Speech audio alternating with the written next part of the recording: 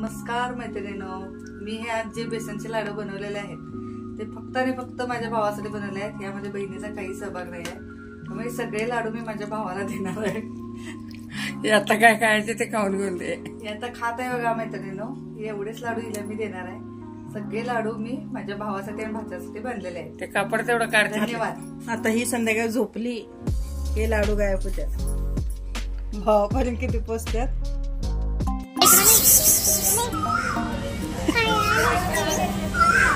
मांजर होय काय जेवायला आता आलीच आनंदी आता जेवण आनंदी. श्री स्वामी समर्थ मैत्रिणींनो, आजच्या व्हिडिओमध्ये तुमचे स्वागत आहे. आणि आज आपण रेसिपी बघणार आहे बेसन लाडू. बहीण माझी खूप छान बेसन लाडू बनवते, तर तिच्या हातचेच बेसन लाडू मी तुम्हाला दाखवणार आहे. परवा पण मी बेसन लाडू दाखवलेले होते तुम्हाला, पण ती रेसिपी होती ती सविस्तर झालेली नव्हती, म्हणून सविस्तर व्हिडिओ मी तुमच्यासोबत शेअर करत आहे. तर सगळ्यात आधी आपण हरभरा डाळ स्वच्छ निवडून व्यवस्थित भाजून घ्यायचे आहे. अजिबात डाळीला डाग पाडायचे नाहीत किंवा करपवायचे वगैरे. झाला का मला तुझा व्हिडिओ करतो मी तुम्हाला. ब्लॉगर मस्त ब्लॉगर आमच्या घरात. तुमचा उपवास आहे मग गोळ्यानं जावा की. वहिनी उपवास आहे. वहिनी उपवास आहे. ताई उपवास आहे. हो हो उपवास आहे. थोडं कुकर बनवून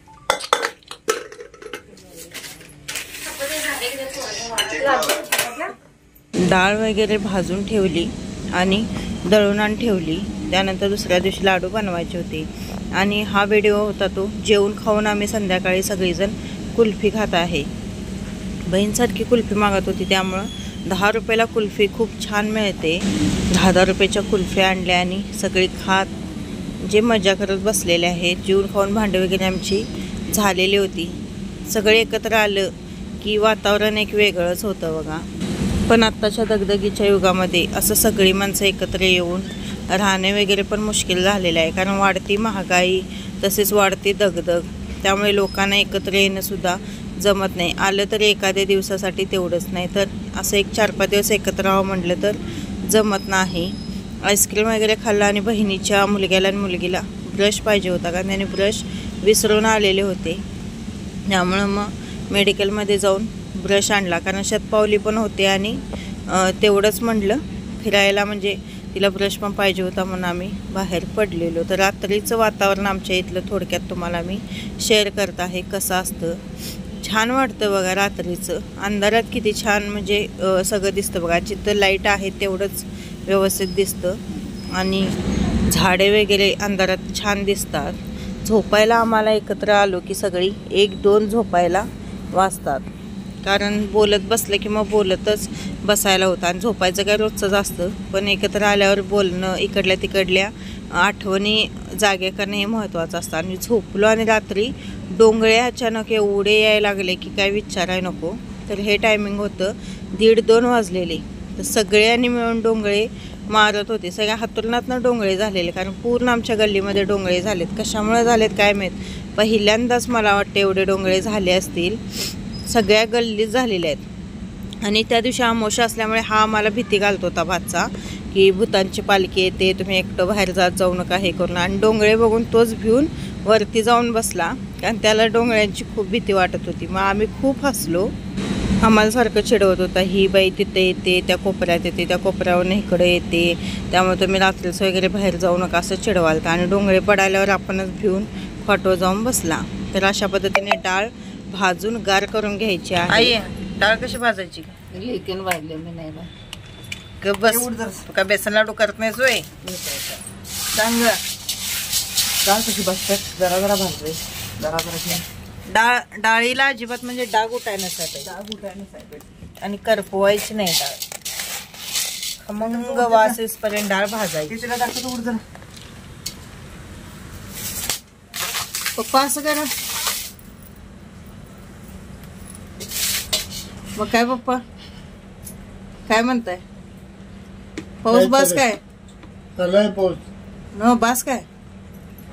बास काय पाहिजे? बस आपण काय केलं म्हणते कसं करायला हे झालं इथे तुझे.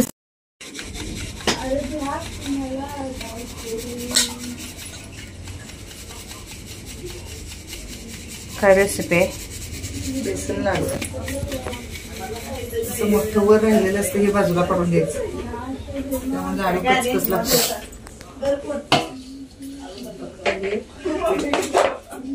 असं पीठ घ्यायचं, हे वर राहिलेलं मोठं असतं ते बाजूला काढायचं. त्यामुळे लाडू कचकच लागतात. आता आपलं बेसन चाळून झालेलं आहे. आता आपण पीठ चाळायला घ्यायचं. साखरेमध्ये पण मोठं मोठं कण असत ते बाजूला काढून घ्यायचं.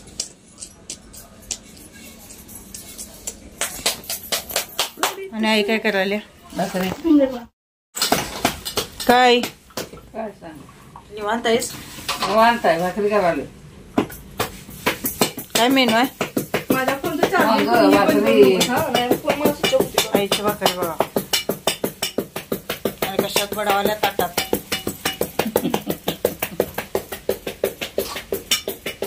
काय पिठी साखर आहे ना?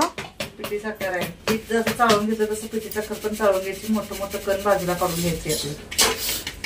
ही पिठी साखर घरी बनवलेली आहे. म्हणजे जी मोठी साखर असते ती मिक्सरला फिरवून घरी बनवली. असं कण राहिलेलं असतं ते बाजूला काढायचं. वेलची पूड सुद्धा चाळून घ्यायची. ए लाव रे लाव. आवाज जरा कमी कर खरा. बाहेर जाऊ नका पावसात. एपिसोड सप्लाय दे. मग संपलाय तर बसून खेळा काय तर. बाहेर जाऊ नका पावसात. आज इम्पॉर्टंट भाग होता आज.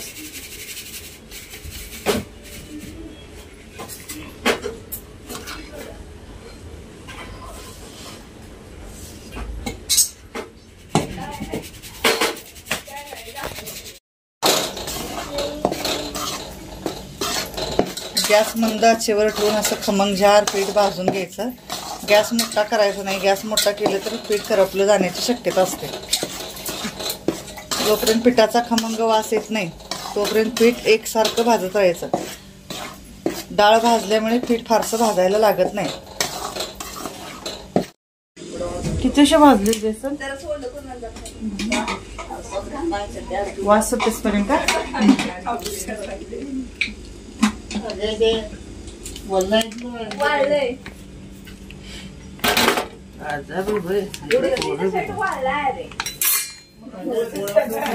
किती तूप आहे ये? 1 किलो तूप आहे. लाडू 1 किलोच आहेत ना? मग किलोला किती? अर्धा किलो. कसं काय थोडं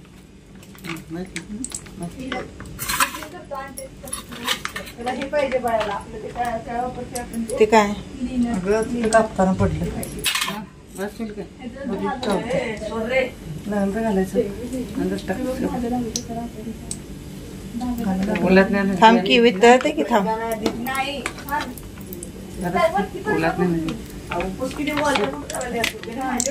ठीक आहे तुला जास्त वेळ वाटायला तू. अर्धा किलो जरा जास्त वाटलंस काय? 10-12 इकडे ते सोडा. तू काय गाईचं तूप आहे काय ते? गाईचं तूप.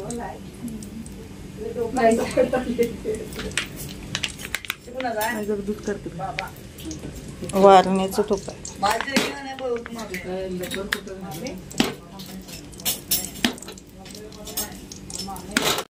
तूप चांगलं कडून द्यायचं. नंतर बेसन घालायचं ना? कडलं काय बघायचं जरा असं बेसन टाकून. तूप हे बेसन आधी का भाजून घ्यायचं?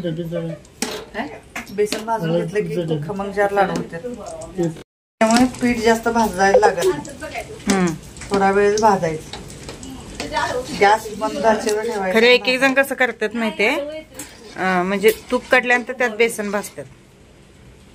चिकट होतं लाडू मध्ये म्हणून आधी भाजून घ्यायचं काय? पीठ व्यवस्थित भाजलं असल्यामुळे ते तोंडात टाकले की चिकटतात ते लाडू.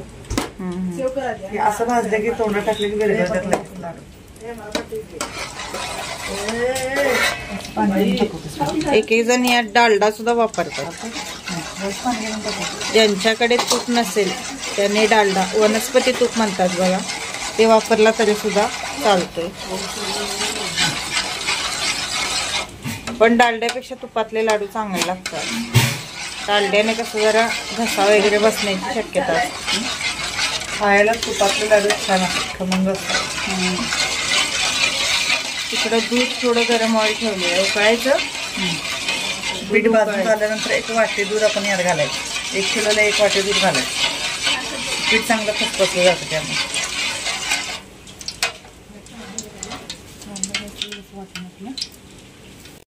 बघायला थोडंसं टाकायचं त्याच्यात. थोडंसं पीठ टाकून आपण चेक करायचं म्हणजे आपलं तूप कडलंय का नाही. ते तूप जोपर्यंत गरम होत नाही तोपर्यंत पीठ टाकायचं नाही. तूप एकदा गरम झालं की गॅस बारीक करायचं. आता आपलं पीठ करपण्याची शक्यता असते. सगळं पीठ ऍड करून घ्यायचं.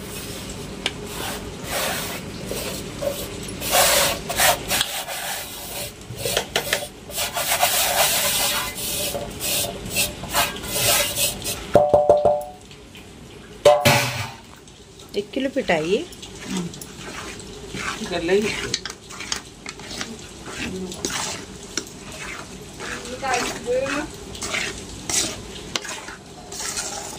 आणि एकसारखं हलवत राहायला लागते याला, कारण पीठ करपण्याची शक्यता असते. गॅस एकदम मंद ठेवायचा.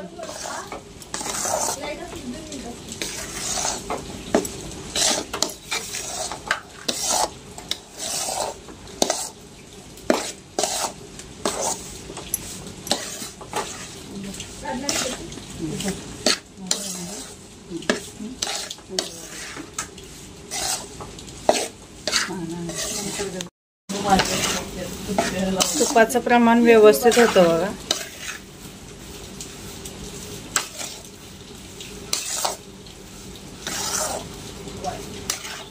पिठी साखर करत असताना त्यामध्ये वेलदोडे घालायचे.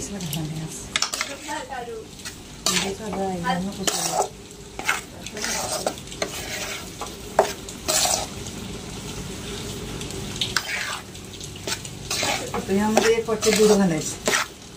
लगेच मी तुम्हाला दाखवतो पीठ कसं फसफसलं जातं आपलं पीठ. आणि हे आता एवढं पीठ आहे की नाही, दूध घातल्यानंतर पीठ केवढं होतंय बघायचं. पिठाचं प्रमाण वाढल्यागत वाटतंय आपल्याला. डबल होतंय काय, थोडंसं जास्त होतं. कडेचं जरा हे घाल वेगळं.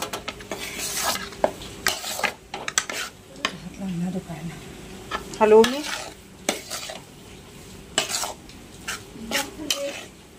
पाऊस काय एकसारखा पडा.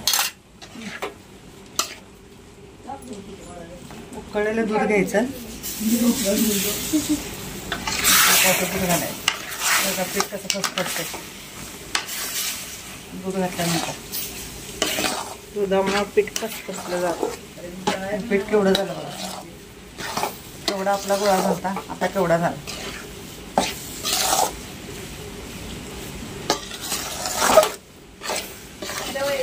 दूध घातल्यामुळे सॉफ्टपणा चांगला येतो लाडू. आता हे झाकून ठेवायचं. थोडं कोमट असतं त्यावेळी साखर घालायची. पूर्ण गार बाजार घालायची, साखर विरघळत नाही. मग वळायला घ्यायचं लाडू.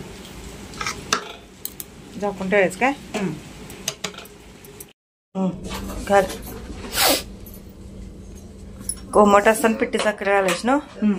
पिठी साखरचं प्रमाण अंदाजानं घालायचं. जेवढं आपलं गोड लागते तेवढं, म्हणजे गोडीनुसार घालायचं. गोडीनुसार घालायचं. खाऊन बघायचं एकजीव झाल्यानंतर. थोडं कमी लागत असेल तर आणखी थोडं घालायचं. वेलची पूड आणि साखर घालायची. बारीक केलेली वेलची पूड आणि साखर ती घालायची. आणि लाडू वळायचं. वळल्यानंतर तुम्हाला आवडीनुसार ड्रायफ्रुट्स लावू शकता लाडूला तुम्ही. मगज बी नाही, मनुका किंवा काजू. मगज फक्त यायला कळीच्या लाडूला, फक्त कळीच्या लाडूला. ह्या लाडूला फक्त मनुका नाही तर काजू. काजू किंवा मनुका लावायचा.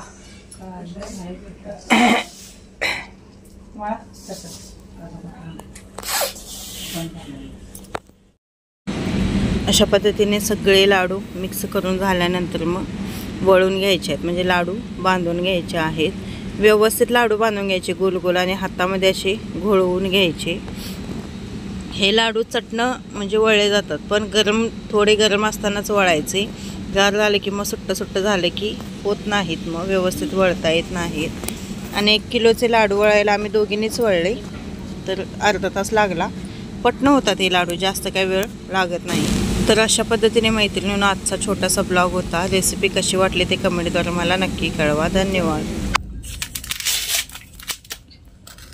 हे पहा मैत्रिणींनो, बेसनाचे लाडू. दाखव की ग 1 किलोच लाडू किती झाल्यात. वर उचल घे जरा. शूटिंग आमच्याही करत आहे.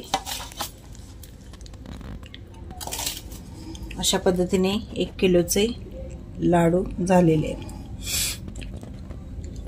आणि इकडे रिस्पॉन्स पण लगेच चालू आहे बघा खायचा. छान झाल्यात लाडू. छान झाले. 1 नंबर. केलेत कोण? मी. कुठं? मैत्रिणींनो सगळी रेसिपी मी केलेली आहे. हिला फक्त व्हिडिओ शूटिंग केलेलं आहे आणि दाखवत आहे. होय काय? हे बघा माझे हात कसे लाल झालेले आहेत गरम गरम बांधून. बरोबर. कसा वाटला बेसनच्या लाडूची रेसिपी नक्की कळवा मैत्रिणींनो. तुमच्या कमेंटद्वारे आम्हाला नक्की कळवा. आणि आभारी आहे आमच्या चॅनलवर रेसिपी दाखवल्याबद्दल. धन्यवाद. धन्यवाद. हा काय खोटं बोलायला आहे बघा. मी पण लाडू बांधले. हा काय मैत्रिणींनो ही खोटं बोलताय. अशी बहीण कुणाकुणाची सांगा. सगळं म्हणजे आपल्याला हे घेते क्रेडिट. छान 1 नंबर. तुम्हाला दिसले असतील बेसन भाजताना. 1 नंबर मऊ लुसलुशीत असे लाडू झालेले आहेत.